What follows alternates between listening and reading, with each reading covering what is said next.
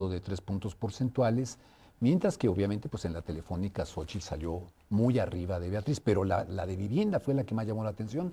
3 puntos porcentuales era la diferencia, que prácticamente estábamos hablando de un empate técnico y que, bueno, pues eso creo yo alimentó la idea de que el proceso iba a ser un proceso competitivo y que Beatriz Paredes podía dar la sorpresa de incluso ganar o salir como la coordinadora de los trabajos del Frente Amplio, ¿no? Como les llaman, que en realidad estamos hablando ya de que van a ser o va a ser la candidata a la presidencia de la República. Entonces, este antecedente sí llamó la atención, y bueno, pues el día de ayer, al momento en el cual se dan a conocer las encuestas, pues ya se precipita todo. O sea, prácticamente el PRI anuncia que ellos ya apoyan a Xóchitl Gálvez, las encuestas son muy claras en el sentido de la ventaja que es irreversible en favor de Xóchitl Gálvez.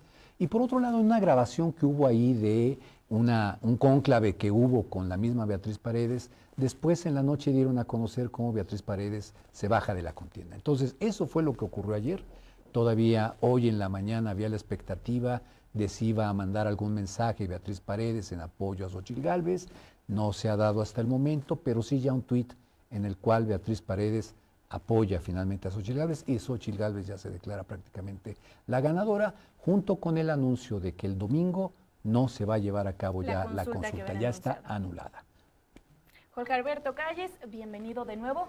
¿Tú por qué crees que se adelantó este proceso de selección a las candidatas para la República? Bueno, hay varias hipótesis, ¿no? Una de ellas es que el Frente temía que no hubiera mucha participación o que hubiera algunos problemas porque no estaba muy claramente organizado el proceso, ¿no?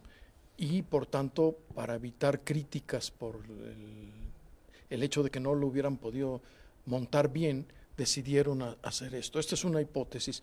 Otra posibilidad es que hubo presiones hacia Alito para que él bajara a Beatriz y de alguna manera darle elementos al presidente para descalificar el proceso. Todas estas cuestiones son posibles. Lo interesante es que Beatriz estaba convencida de continuar en el proceso hasta el final, lo cual hubiera sido magnífico porque habría permitido que el proceso se completara y habría sido una lección grandísima para la política mexicana que por primera vez la ciudadanía participara en la elección de un candidato a la presidencia por el partido que fuera, ¿no? Entonces esto queda trunco, pero sin embargo el proceso hasta donde se llevó me parece que deja una huella importante a futuro, ¿no? Yo creo que estas serían algunas de las hipótesis por las cuales esto. ¿Por qué Beatriz no sea la candidata? ¿Por qué Beatriz no sería candidata? ¿Por qué no? ¿Por qué? Esto es bien importante. A partir de ahora se va a hablar de Xóchitl por completo. Pero yo creo que para entender el contexto nacional hay que preguntarse esa pregunta. ¿Por qué Beatriz no podría ser candidata? Para mi gusto, de todos los aspirantes, y no sé qué, perdón, qué piense Alejandro, de todos los aspirantes, incluidos los oficialistas, la única candidata con perspectiva y perfil de estadista es Beatriz Paredes. Pero creo que si bien podría ser una buena presidenta, no puede ser una buena candidata, especialmente en este contexto de polarización. Es mucho mejor candidata Xóchitl, me parece a mí, ¿no? Y si quieren, esto lo podemos también quiero saber conversar. Tu opinión. Sí, mira, yo coincido con Jorge en principio y yo quisiera abonar un poco más en la hipótesis de el por qué finalmente los partidos toman la decisión finalmente de ya no llegar hasta el final. Los partidos lo que buscan es ganar las elecciones, esa es su finalidad principal.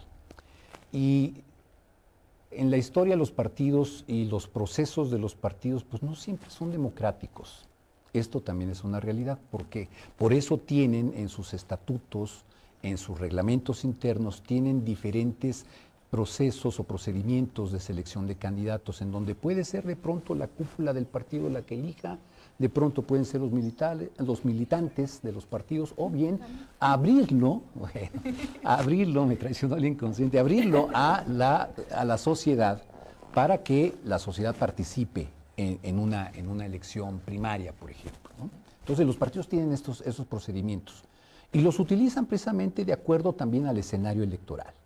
Y sobre todo si se trata de un escenario electoral que presumiblemente es de incertidumbre, que no se va a saber quién va a ganar, entonces los partidos en esa necesidad de tratar de ganar la elección buscan aquel mecanismo que asegure que el candidato, o en este caso la candidata, que gane, que salga nominada, sea la más competitiva.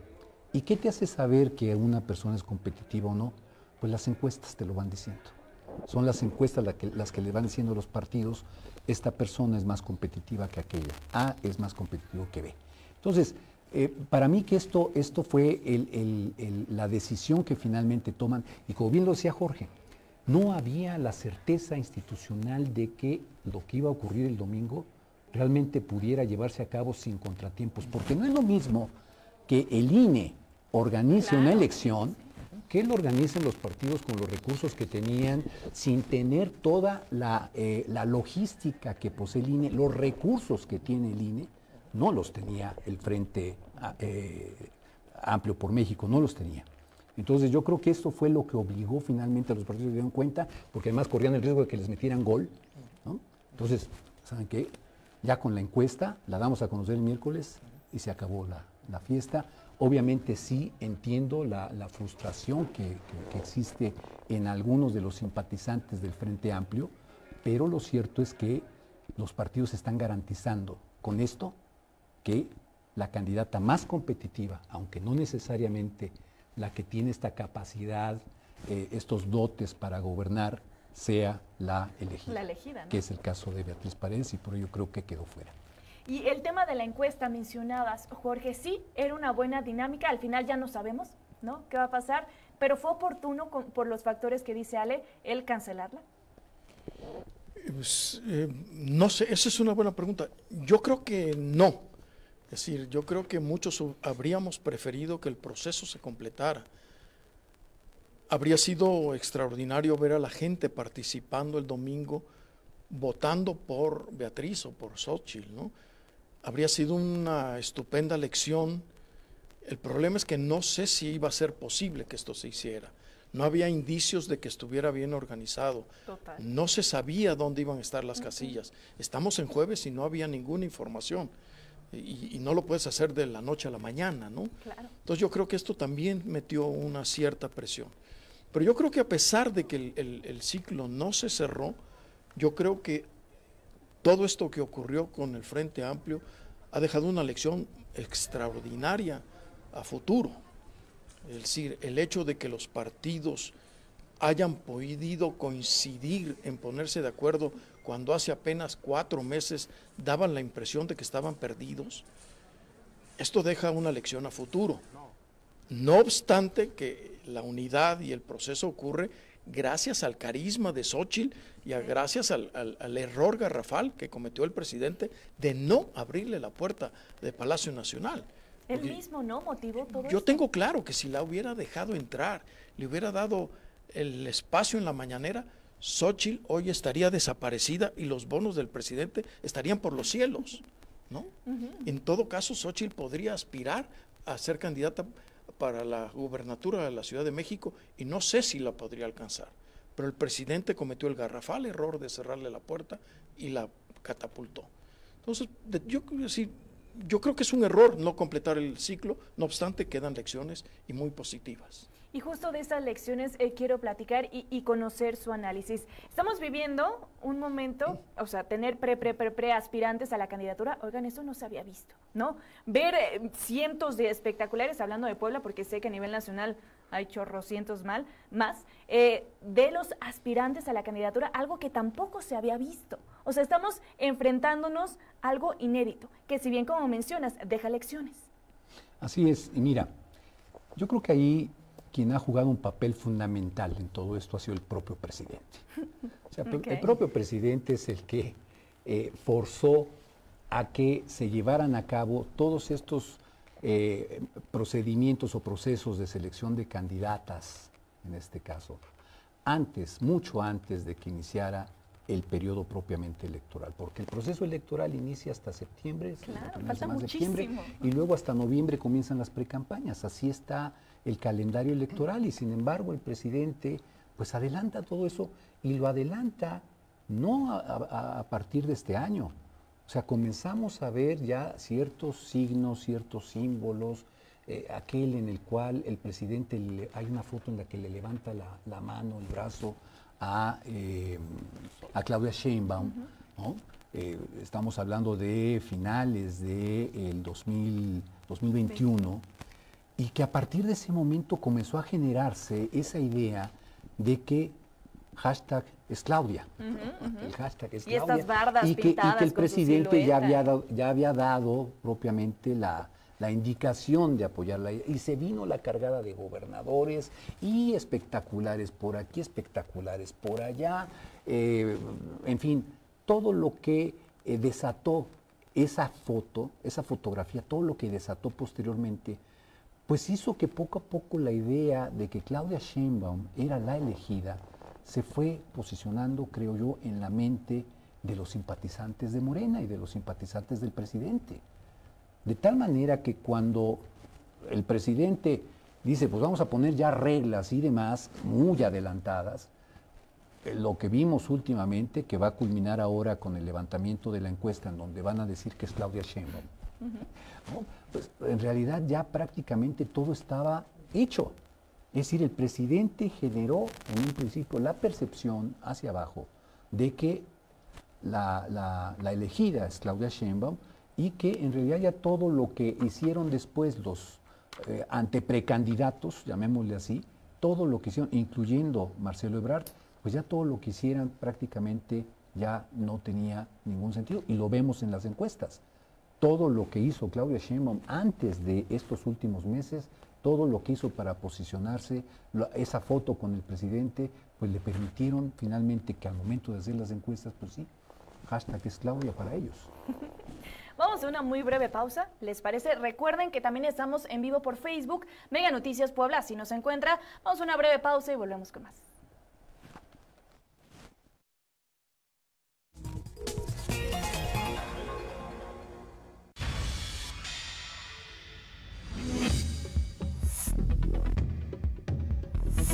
Mega Noticias.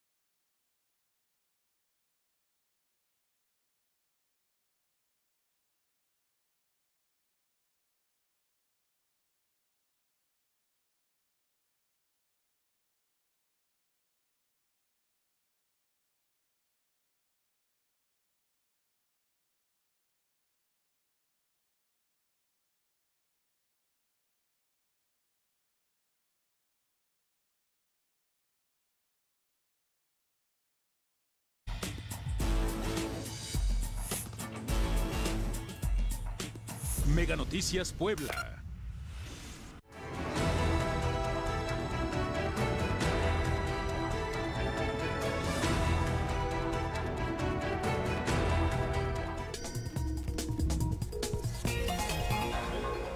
Continuamos en A Fondo y justo estaban aquí platicando, yo estaba de chismosa. Y Jorge, ¿tú realmente dudabas o tenías dudas si Claudia podría ser la candidata de Morena? Hasta hace poco sí. Ok. Porque en el momento que Andrés Manuel trae a Adán Augusto a la Secretaría de Gobernación, Claro. ahí a mí entraron muchas dudas. Yo soy tabasqueño y entonces conozco la relación que Andrés Manuel tiene con la familia de Adán Augusto. El padre de Adán Augusto protegía mucho y quería mucho a Andrés Manuel, entonces hay una relación muy cercana.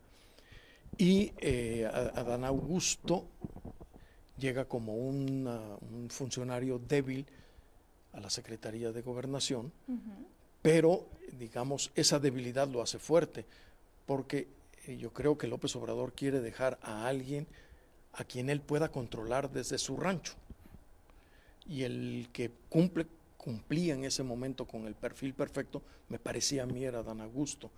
¿Por qué? Ebrard evidentemente lo iba a desplazar inmediatamente, sobre todo porque Ebrard trae un historial político de largo aliento, tiene equipo completo.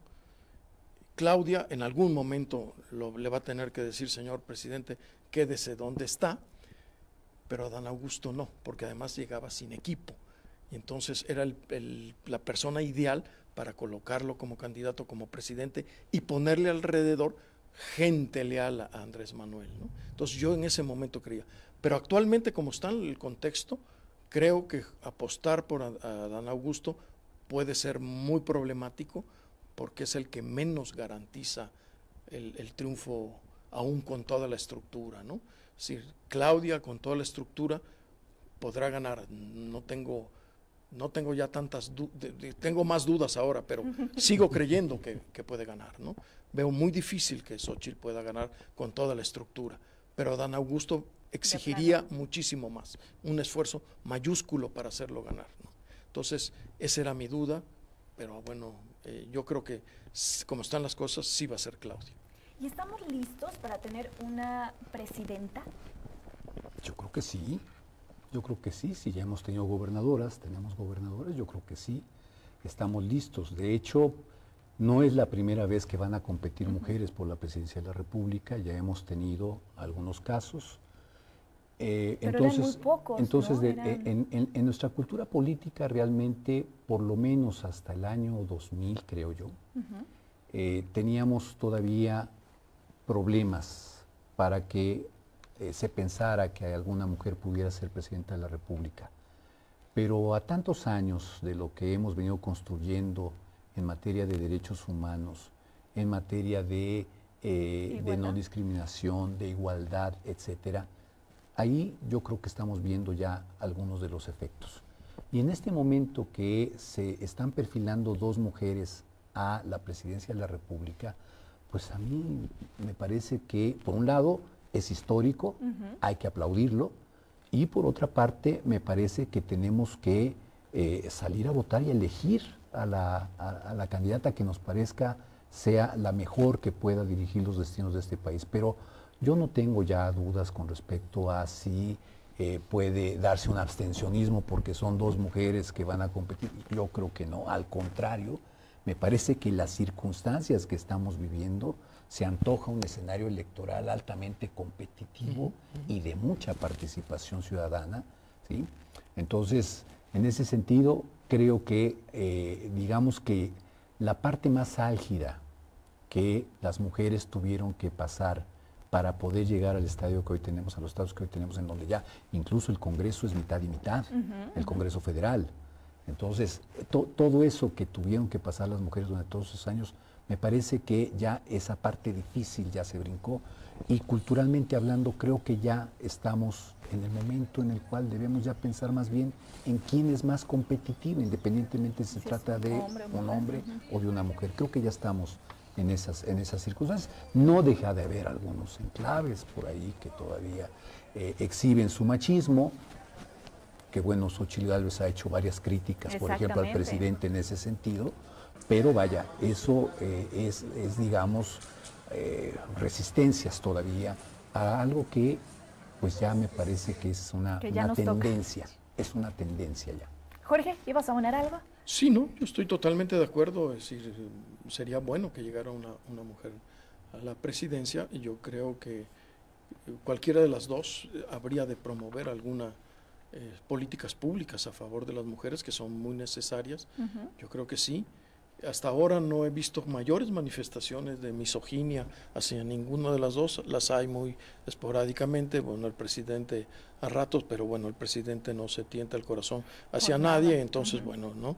Pero yo creo que sí, y yo creo que estamos preparados, debemos estar preparados. Ahora, el asunto es el hecho de que llegue una mujer a la presidencia no nos va a resolver los problemas. Es decir, qué bueno que llegue, y tendremos que exigirle a nivel de que está en una posición de poder que debe atender los problemas, ¿no? No tengo ninguna duda que vayan a tener la capacidad. Habrá que analizar en el proceso cómo atienden los fenómenos, ¿no? Pero vamos, debemos celebrar en México que lo más probable es que tengamos una mujer presidenta en los próximos 6 años. Yo lo celebro fundamentalmente. Yo tengo 2 hijas, mujeres, y entonces estoy feliz por eso, ¿no? Claro. Claro, exactamente. ¿Crees que haya alguna diferencia en estos procesos que perfilan tanto a Claudia como a Xochitl a ser candidatas? ¿Diferencia en qué sentido? En el proceso de los mismos partidos, de cómo las están perfilando. Bueno, yo creo que sí. Es decir, yo creo que Xochitl va a tener mucho más independencia y mucho más fuerza para definir su proyecto y para allegarse de gente, y va a tener fuerza por ella misma. Y Claudia va a estar muy dependiente de la voluntad y de las indicaciones del presidente, ¿no? Es decir, Claudia está acotadísima. Un ejemplo muy claro es que es vergonzoso y es penosísimo que tenga que arremedar el tono de hablar del presidente. De verdad que si tenía algunos bonos, se le cayeron. ¿Por qué tiene que llegar a hacer eso? Pensaba que era broma. Yo también la primera vez que le dije, que me dijeron, habla como tal, no la escuché hasta que la oí por tercera vez, y además con los mismos ademanes, el mismo tono, la misma velocidad. Dije, qué penoso. Entonces, imagínate cómo va a ser su proceso como candidata y luego como presidenta. Claro. Te va dando una imagen, Claro. ¿no? Una idea, ¿vale? Pues mira, finalmente creo yo que es parte de su estrategia. La estrategia era mimetizarse con el presidente. O sea, quien lograra hacer eso, pues prácticamente tendría más de la mitad de la candidatura en el bolsillo. Y sí, evidentemente, al observarla en su desempeño, su desenvolvimiento, en los escenarios, en los templetes, pues sí te deja muchas dudas sobre si en realidad ella va a gobernar o va a seguir gobernando el actual presidente desde su rancho. Entonces, ahí es en donde yo creo que el mismo procedimiento que venimos observando, en donde prácticamente desde esa fotografía en la cual el presidente se ve alzándole la mano a Claudia, es un procedimiento en el cual, pues sí, la decisión del presidente fue fundamental, la decisión de una persona.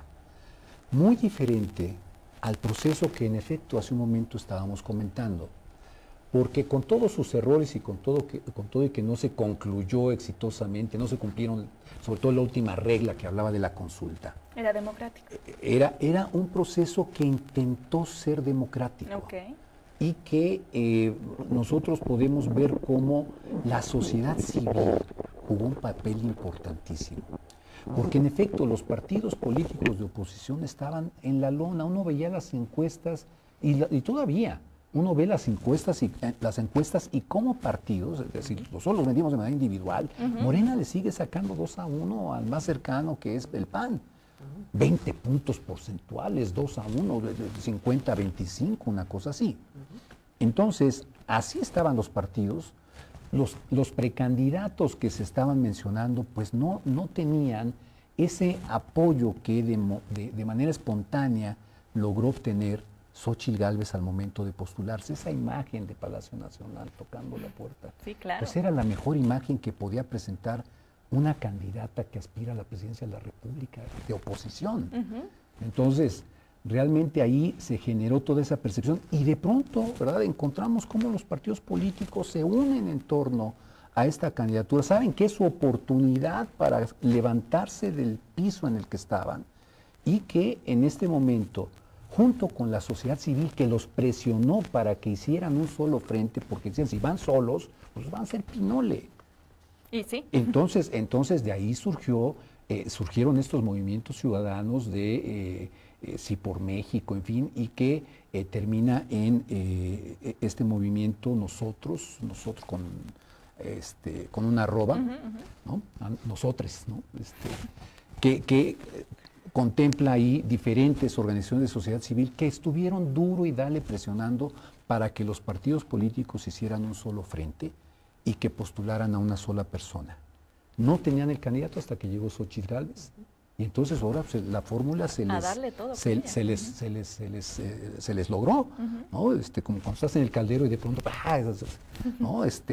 Mezcla las cosas y te queda bien el asunto. Bueno, pues a la oposición de pronto le queda bien este asunto y bueno, vamos a esperar obviamente cómo finaliza el proceso de selección de Morena, que todo parece indicar que va a ser Claudia Sheinbaum, y vamos a esperar cómo se comportan a partir de este momento de aquí a que es la elección, que es muchísimo tiempo, y que muchas cosas pueden ocurrir, y que un resbalón verbal, una pifia frente a los micrófonos, cosita, en una cámara, etcétera, o que la pescan haciendo una cosa indebida en un asunto de intimidad, corren el riesgo, ¿verdad?, de que en esa competencia pues alguien se pueda caer.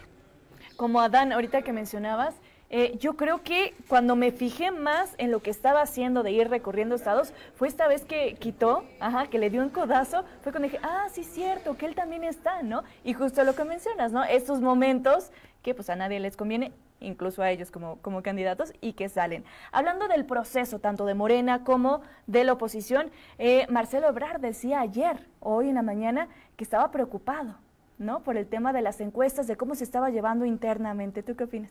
Pero Marcelo, por un lado, a lo largo del proceso ha estado marcando muy claramente que todas estas irregularidades que sin duda existen, ¿no? Y creo también los empleó como una manera de atraer atención y repuntar en las encuestas. No lo consiguió, pero me parece que ha dejado muy claro que al término él va a romper. Okay. Y yo creo que Marcelo va a romper, y creo que se va a ir con Movimiento Ciudadano, y Marcelo tiene muchas razones para hacerlo. Es decir, siempre ha estado a la sombra de Andrés Manuel, lo dejó ser el candidato, tenía la promesa de que él iba a ser el candidato y se siente traicionado.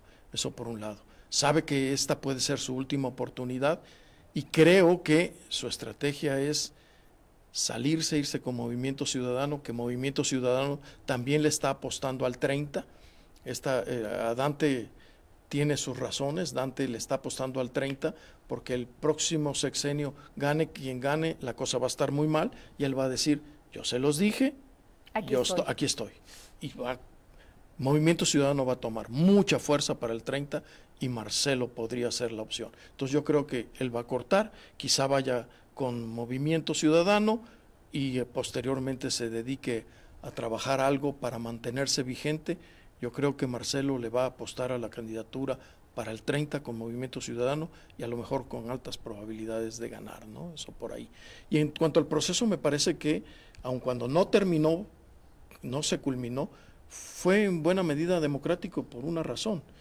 Estos foros fueron una oportunidad para romper la conversación política alrededor de las descalificaciones. No tocaron temas así muy concretos, no dijeron políticas públicas muy concretas, pero se debatieron temas, los temas que hoy son un problema y una preocupación en México, y eso lo hace democrático. Claro. Intentó, y además, complementando eso, el tema de las firmas.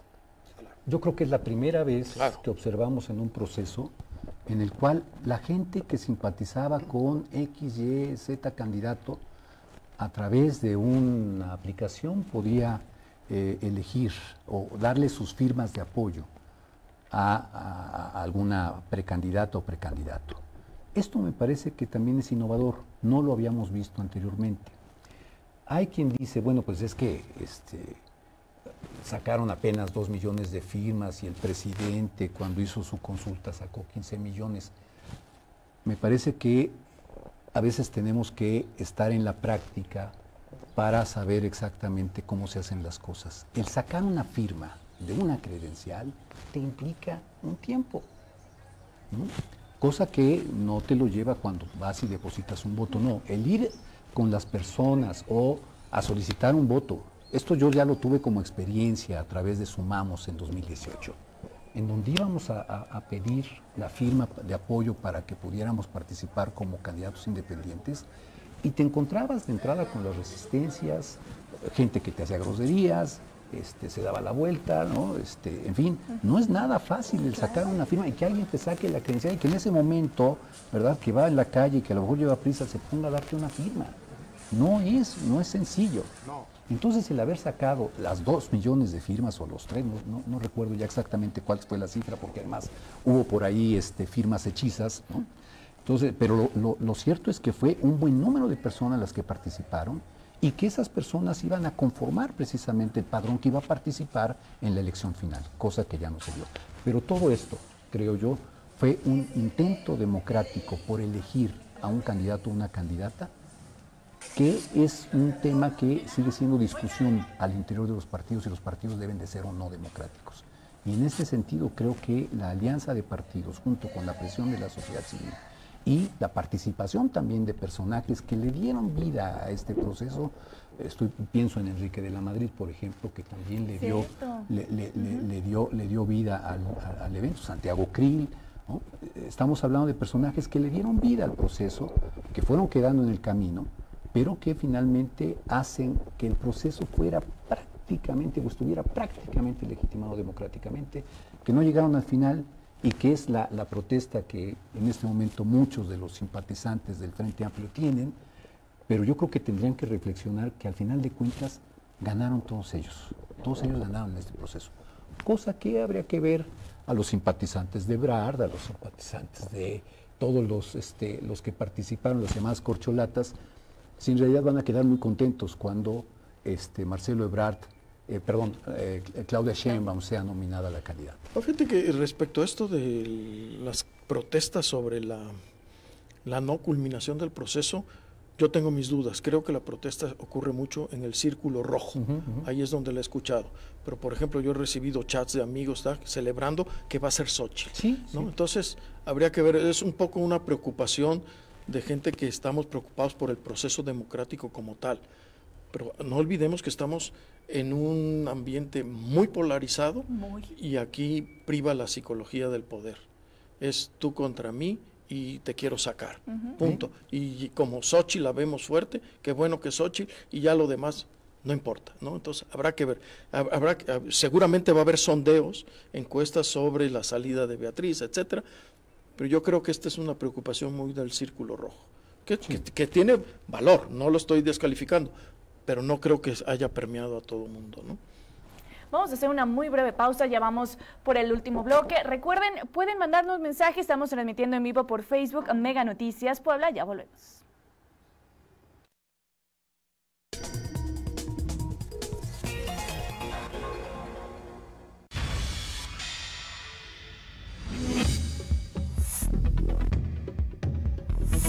Mega Noticias.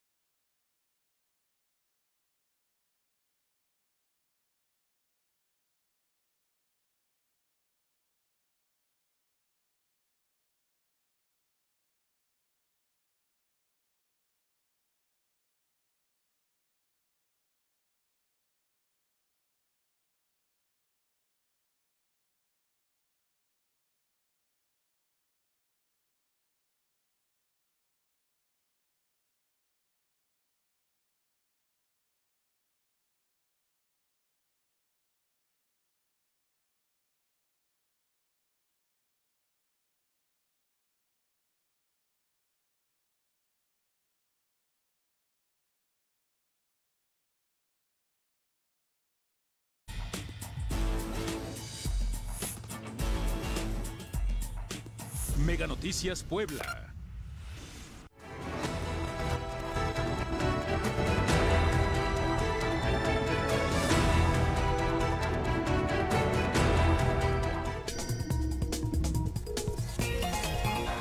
Continuamos en A Fondo y ya llega momento de conclusiones. Para cerrar el tema de las candidatas a la presidencia, ¿cuál sería el comentario de ambos para irnos arrancando a otro tema de ¿vale la pena adelantar tanto las precampañas o estas pre-campañas? Empezamos con el tema de las candidatas, ¿les parece?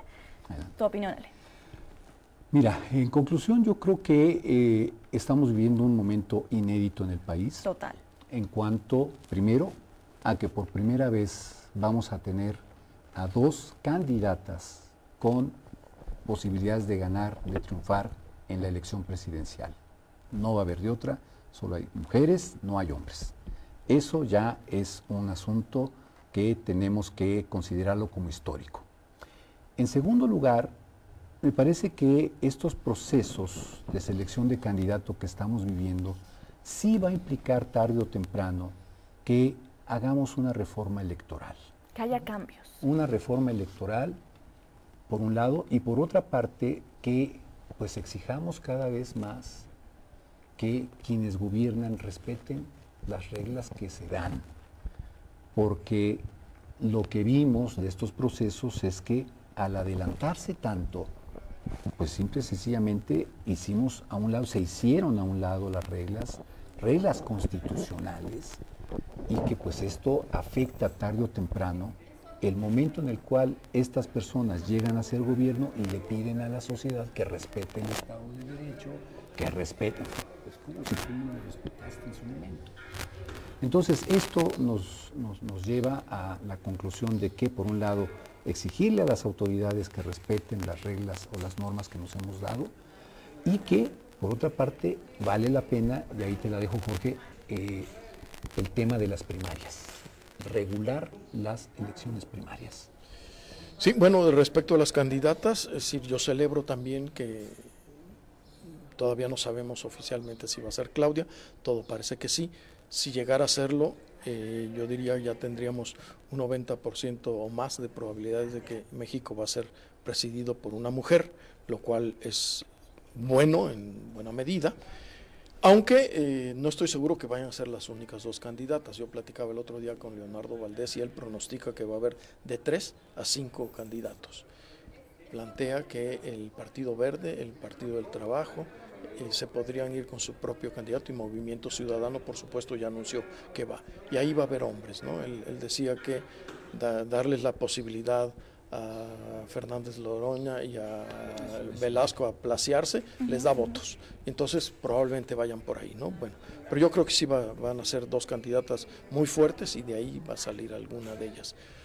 Y un poco con lo que tú decías, creo que el proceso demuestra la terrible debilidad de nuestras instituciones, la terrible debilidad del Estado de Derecho, y que a futuro, no lo sé si en los próximos 6 años tendría que ganar la oposición y tendría que salvar muchos obstáculos, pero tendríamos que hacer una ley electoral todavía mucho más rigurosa, pero además con penalizaciones mucho más fuertes para quien la viole, porque el presidente ha demostrado que no le vale y no pasa nada, y no pasa nada. Es decir, esto habla de que la ley electoral y todos los cambios electorales ocurrieron porque, mal que bien, toda la clase política, con todas y sus debilidades y sus vicios, por lo menos era media decente al respetar algunas cosas, pero en el momento que dice alguien yo no lo voy a respetar, lo puede hacer y no pasa nada. Entonces yo creo que este es un tema a ver, ¿no? Y por otro lado, efectivamente creo que nos deja una gran lección. Se tiene que reglamentar en esta nueva ley electoral primarias tipo el paso de Argentina, ¿no? Primarias abiertas, simultáneas y obligatorias, de manera que esto no se pueda evitar, y además evitar el chapulineo, no gané este partido, me paso al otro, o voy por otra posición, ¿no? Entonces yo creo que sí, esto es un must en la reforma electoral, y Leonardo Valdés también me hacía ver en esa plática que, salvo en el 2000 y 2018, todas las demás elecciones, después de las elecciones presidenciales, siempre ha habido una reforma electoral para aprobarla en la mitad y llegar al proceso presidencial con todo ajustado. No se hizo en el 2000, me dijo, y ocurrió lo del 2006. No se hizo en el 18, esperemos que no haya complicaciones en el 24. ¿Crees que sí haya? ¿Crees que nos salgan con algo? Vamos, el año que entra va a ser un año muy complicado, muy complicado. Hay que aplicar, yo insisto aquí, yo aquí soy muy insistente, hay que aplicar la psicología del poder. El presidente se siente, se sabe, se cree un personaje histórico que defiende además un proyecto de país que está enraizado en nuestra nación y además nunca ha reconocido una derrota, no se deja ganar y cuando pierde arrebata. Y siendo presidente, perder no sé cómo pueda arrebatar, pero además va a ser una elección complicada. El presidente tiene de su lado 3 ejércitos, dicen por ahí: la de la estructura, el ejército militar y el crimen organizado. Va a estar complicado.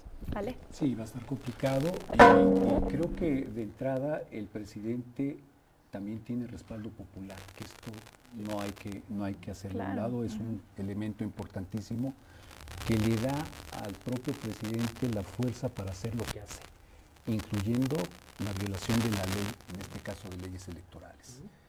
Por otra parte, creo que la reforma electoral también tendría que poner reglas mucho más estrictas con respecto al tema de los espectaculares. Todo este gasto escandaloso que se dio durante estas pre-campañas, en donde, bueno, pues ahí se han hecho ya las cuentas. Hasta sale Morena, ¿no? Gasta, cada sí, semana, sí, cada sí. 2 semanas, hablar de los gastos. Pero es francamente A mí me hace una increíble, burla, ¿no? inconcebible las cifras que está dando la dirigencia cuando ya le han hecho las cuentas de todo lo que implican los recorridos de cada uno de los candidatos en las diferentes partes de la República que han visitado. Entonces, no es creíble esa cifra.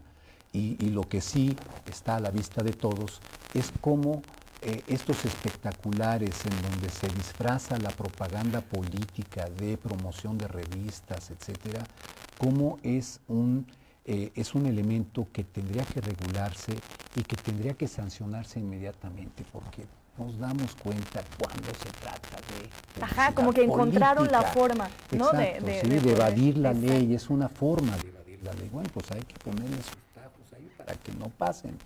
Y por otra parte, y con esto cierro mi intervención, yo,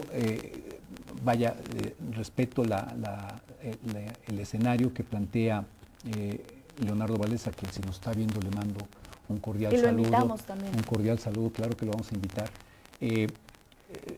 Yo creo que un escenario así haría que Morena se pulverizara su voto.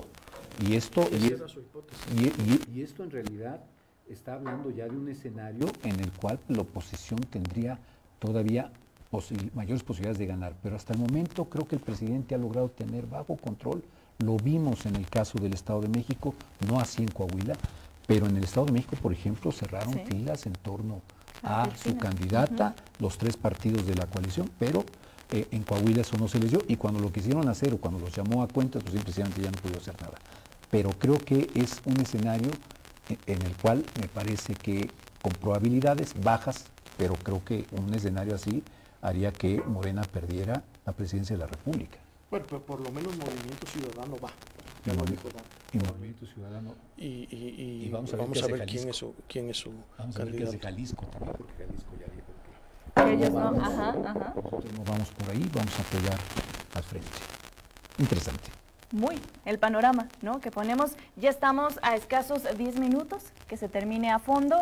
Agregamos más sobre el tema, sobre el panorama, ¿les parece? Sobre las acciones que hemos visto en los últimos días, en las últimas semanas, en los últimos meses, mencionábamos espectaculares, mencionábamos decisiones, reacciones y actitudes por parte de, principalmente del presidente, que veníamos mencionando. Y yo quiero hacerles una pregunta conforme a adelantar tanto estas pre-campañas, ¿va a servir en serio para que la gente salga a votar de, sí, cierto, ¿no? Este güey se viene promocionando desde no sé cuándo? ¿Va a funcionar para eso? ¿O por qué adelantar tanto en conclusión de todo lo que veníamos platicando? Mira, yo creo que el tema de la generación de percepciones y sobre todo los llamados posicionamientos que deben de tener determinadas figuras cuando entran en un proceso electoral y sobre todo si su conocimiento es bajo, muchos aconsejan que comiencen a exponerse a través de todos estos medios que ya hemos visto cómo salen en la opinión pública, cómo aparecen, en fin. Y para muchos el comenzar a tener ese posicionamiento con anterioridad le ganas a quienes posteriormente puedan postularse. Esta es una hipótesis bastante arriesgada porque también depende mucho de las características de los candidatos. Si tú tienes a un candidato que no es carismático, que le cuesta mucho trabajo el expresarse en público, en expresar sus ideas, que carece de las tablas como para manejar a veces preguntas de conocimiento y los hacen resbalar. En fin, todo eso que vemos de pronto en personas que se lanzan a una candidatura, por mucho que se postulen con anterioridad, pues difícilmente van a lograr un adecuado posicionamiento. Sabemos también que hay gente que puede tener un alto conocimiento de su nombre, su imagen, etcétera, pero que las opiniones sobre él o sobre ella son pésimas. Entonces, ahí también tienes, digamos, otro aspecto de cómo no necesariamente el postularse con tanta anticipación te da buenos dividendos para que en la futura elección tú lleves la ventaja sobre tu adversario. Pero lo que sí queda claro es que al momento en el cual el presidente forzó a que el proceso de su partido se adelantara, también forzó que los otros, claro. Lo hizo, porque también la oposición se dio cuenta de que si ellos no entraban también al quite, presionados por el círculo rojo, de decir, ¿dónde está la oposición? ¿No? Porque duro y dale con qué, ¿dónde está la oposición? ¿Qué hace la oposición? Cuando estaba bocabajeada, pues bueno, le exigían a la oposición que apareciera. Entonces, pues esto obligó a que la oposición, pues junto con la sociedad civil, que también le acompañó, pues comenzaran también a hacer sus procesos para poder seleccionar a su candidato con mucha anticipación. Entonces, yo reitero lo que hace un momento comentaba. Queda a partir del domingo muchísimo tiempo para la elección constitucional. Y ahí pues vamos a ver qué van a hacer durante todo este tiempo ya todas esas personas. Supongo que van a hacer los arreglos correspondientes. Queda todavía la selección de candidatos para algunas de las gubernaturas que están en juego, municipios que están en juego, los congresos, tanto el federal como los congresos locales, el Senado, en fin, todavía hay muchas cosas, pero creo que el tiempo que está calculado constitucionalmente era mucho más que suficiente para poder llevar a cabo todos esos procesos sin tanto gasto, de manera completamente institucional, regulado por el INE, porque esto no está regulado por el INE. Aquí el INE no metió las manos para nada. ¿Y el INE? ¿Cómo calificarían el INE solamente lo que hizo fue legalizar el proceso, un proceso que era ilegal, ¿no? al momento en el cual no le quedó de otra más que decir, pues pásenle, ya violaron las reglas, y no que les diga que no. ¿No? Y entonces nomás no digan que son candidatos, nomás no digan que van por el voto. Por eso el término, nomás no digan vote por mí, ¿no? Nomás no digan voten por mí, pero todos los demás pueden hacer campaña. Esa legalización que hizo el INE, mal, pero pues bueno, es el árbitro y ni modo, así lo hizo. Pues finalmente lo que provoca es la legalización de una cosa que de entrada pues era ilegal. Sí, yo diría, ¿por qué adelantarlas tanto? Yo creo que el presidente tenía claro tres razones por las cuales hacer. Una, legitimar su decisión a favor de Claudia, ¿no? Placearlos y manejar de manera que ella ganara. Segundo, demostrar que él estaba por encima del INE, que si no lo había podido domar, no le importaba y que él iba a doblegar al INE y el INE iba a tener que plegarse, como lo hizo. Y habla también de la debilidad de un instituto, de una legislación electoral que además, por las características de la política mexicana, cada vez va a ser más débil. Es decir, tenemos que adecuar la legislación electoral a las características reales de los procesos El INE electorales. sí se toca, ¿no? El INE, en ese sentido, habría que modificar muchas cosas, ¿no? Y tercera razón, y la principal creo, es mantener la perspectiva esta de campaña que López Obrador se ha encargado de tener desde el día 1 de su gestión. O sea, él es candidato permanente y en la medida que haya campañas, la discusión está sobre los candidatos y quién queda y quién no. Ahorita, por ejemplo, toda esta ola de criminalidad está desaparecida. Los candidatos republicanos de los Estados Unidos recientemente declararon que al narcotráfico lo van a declarar terrorista y que van a bombardear los centros de producción. No hemos discutido una sola palabra sobre esta cuestión, que es muy grave. Total. Es muy grave porque habla de la profundidad de la presencia del crimen organizado en el país y de la posibilidad de que Estados Unidos con drones ataque partes del país. Esto es peligrosísimo. Seguimos peleándonos si Xóchitl o Beatriz o Claudia. Entonces, era una de las razones por las cuales adelantar más. De aquí hasta el 1 de octubre del próximo año vamos a estar en modo discusión, en modo electoral. Yo creo que esa era otra de las razones y quizá una de las fundamentales. En la medida en que pueda seguir hablando de él, de todas estas cosas, descalificando a Xóchitl, descalificando a Claudio González y eludiendo los problemas que tendría que estar abordando como presidente. Y como dices, que ahorita es como si se le hubieran borrado, ¿no? Como si no existieran. Aunque sí, el tema de la salud, por ejemplo, también, ¿no? Yo creo mucha gente, pues por más que le hablen de Xóchitl Gálvez o de Claudia Sheinbaum, o de inseguridad, No, por supuesto, el país está sufriendo una serie de problemas, pero mientras el presidente no lo toque, el problema no existe. Esa es su lógica y en eso se mantiene, ese es su guión.